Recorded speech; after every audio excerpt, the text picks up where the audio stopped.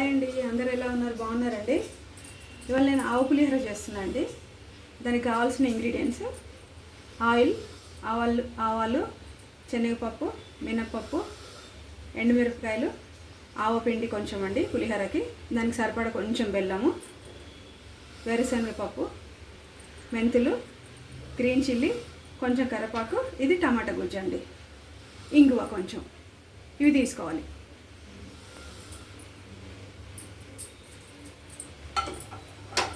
Stove మీద ఒక pan పెట్టుకొని స్టవ్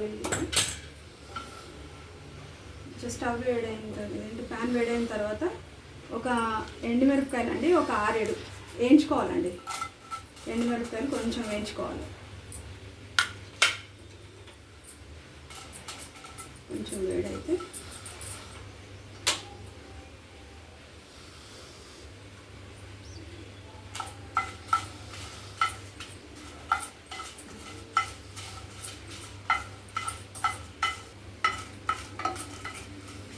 ఇప్పుడు ఈ ఎండుమిరపకాయలు కొంచెం వేగినాయండి. ఇందులోకి కొంచెం అండి ఇన్ని ఆవాలు, కొంచెం ఆవు, నేను 1/2 kg రైస్ తీసుకుంటున్నాను కాబట్టి కొంచెం ఆవాలు ఇన్ని సరిపోతాయి మనకి. 2 సార్లు వేసాను. ఇవి కూడా కొంచెం వేడి చేసుకున్నామండి. ఆవాలు, ఎండుమిరపకాయలు 2 వేడి చేసుకొని మనం ఇది మిక్సీలో కొంచెం పొడి కొట్టి పక్కకు పెట్టుకున్నాం. అయిపోయింది. కొంచెం స్టవ్ వచ్చేసి వేరేగా తీసుకున్నాం.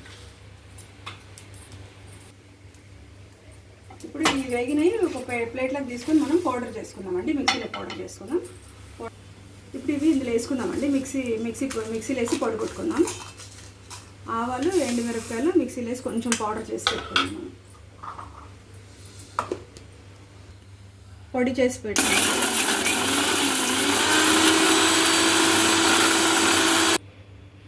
ఇట్లా పొడి కొట్టుకోవాలండి. మనం ఈ పొడి కొట్టుకున్న పౌడర్ని మనం వండి పెట్టుకున్న రైస్లో మిక్స్ చేస్తానండి. ఇప్పుడు చూపిస్తాను మీకు. అదే ఉంచుకున్న అన్నంలోకి ఈ పౌడర్ వేసుకోవాలండి. ఎండుమిరపకాయల పౌడరు, ఆవాలు 2 కలిపి పొడి కొట్టుకున్నాం కదండి. ఈ 2 మనం ఈ అన్నంలో వేసేసుకోవాలి. వండిన అన్నంలో వేసేసుకోవాలి. మనకి ఎంత కావాలో అన్నంకి సరిపడా మనం వేసుకోవాలి. నేనైతే 1/2 kg రైస్ తీసుకుంటున్నాను అండి. 1/2 kg రైస్లోకి ఒక 6-7 ఎండుమిరపకాయలు, ఒక 1/2 టేబుల్ స్పూను ఆవాలు. ఎక్కువ కావాలంటే ఒక 1 టేబుల్ స్పూన్ కూడా వేసుకోవచ్చు, మనం యాడ్ చేసుకోవచ్చు. దీంట్లోకి ఆవపిండి, ఎండుమిరపకాయలు, దీనికి అన్నంకి సరిపడా ఉప్పు వేసి మనం కలిపేసుకోవాలండి. కలిపేసి కొంచెం అనేది పెట్టేసుకుందాం. మొత్తం మిక్స్ చేసుకొని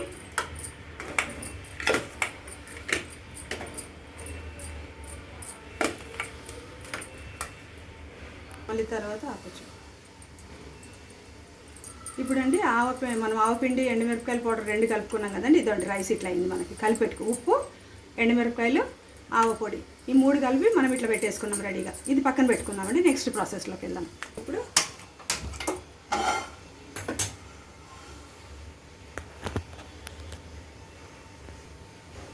ఆయిల్ వేసుకుందామండి. పులిహోరకు సరిపడా. దాంట్లోకి కొంచెం వేరుశనగపప్పు అవన్నీ వేయించుకుంటాం కాబట్టి కొంచెం ఆయిల్ ఎక్కువ పడుతుంది మనకి.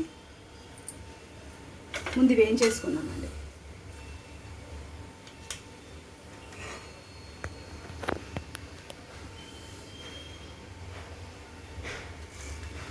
కొంచెం పల్లీలు వేయించుకుందాం.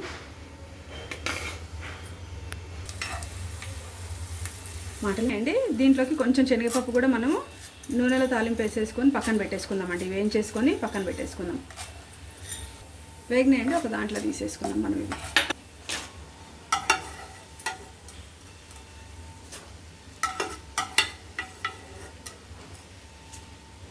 ఇందులో కొంచెం ఈ వేయించుకున్న దాంట్లో ఆయిల్లోనే మనం ఇది తాలింపు వేసేసుకుందామండి. కొంచెం ఆవాలు, సరిపడా కొంచెం ఎండుమిరపకాయలు, నెక్స్ట్ ఎండుమిరపకాయలు అండి. తర్వాత కొంచెం మెంతులు అండి, మెంతులు వేస్తున్నాను. నెక్స్ట్ గ్రీన్ చిల్లీ, తర్వాత కొంచెం కరివేపాకు. ఇప్పుడు ఇంగువ వేసుకుందామండి. కొంచెం సరిపడా ఇంగువ, పసుపు కొంచెం, నెక్స్ట్ కొంచెం బెల్లం అండి. ఇంత బెల్లం తీసుకుంటున్నాను నేను 1/2 kgకి. ఇప్పుడు కొంచెం ఆవపిండి అండి. కొంచెం ఇందాక అక్కడ మనం వేయించుకున్నాం కదండి, దాంట్లో ఎక్కువ అవుతుంది మనకి, చాలు. ఇప్పుడు చింతపండు గుజ్జు అండి, మనం చిక్కగా తీసుకున్న చింతపండు గుజ్జు వేసేస్తున్నాం. ఇది ఒక్క 5 మినిట్స్ అండి మగ్గిన తర్వాత మనం కలిపేసుకున్నాం. అంతే అండి, సింపుల్ అండి, చాలా బాగుంటుంది, కానీ టేస్ట్ బాగుంటుంది.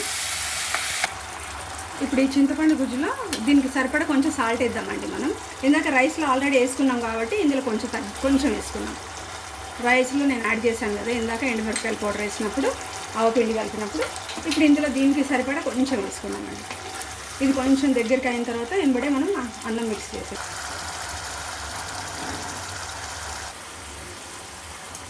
చూడండి, దగ్గరికి అయిపోయిందండి. ఇది మనకి గుజ్జు రెడీ అయిపోయినట్టు. ఇప్పుడు రైస్లో కలిపేసుకున్నాం, మనం పక్కన కలిపేసుకుంటే అయిపోతున్నట్టేనండి. చూడండి, ఇందాక మనం ఆవపిండి, ఎండుమిరపకాయలు ఇవి 2 ఉప్పేసి పెట్టుకున్నాం కదండి. ఇందులో ఇప్పుడు మనం ఈ గుజ్జు వేసేసుకున్నామండి.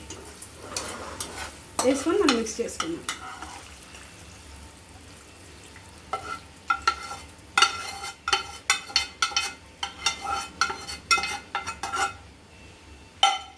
బాగుంటుందండి. ఇప్పుడు మనం దీంట్లో మనం వేయించుకున్నాం కదండి పల్లీలు, వేరుశెనగ గుళ్ళు, ఇవన్నీ కూడా పైనుంచి వేసుకొని మొత్తం కలిపేసుకుంటే అయిపోతుంది.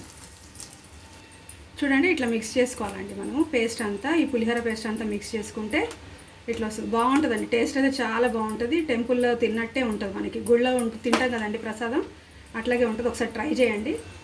ట్రై చేసి నాకు కామెంట్ చేయండి, ఒక లైక్ చేయండి. థ్యాంక్ యూ అండి.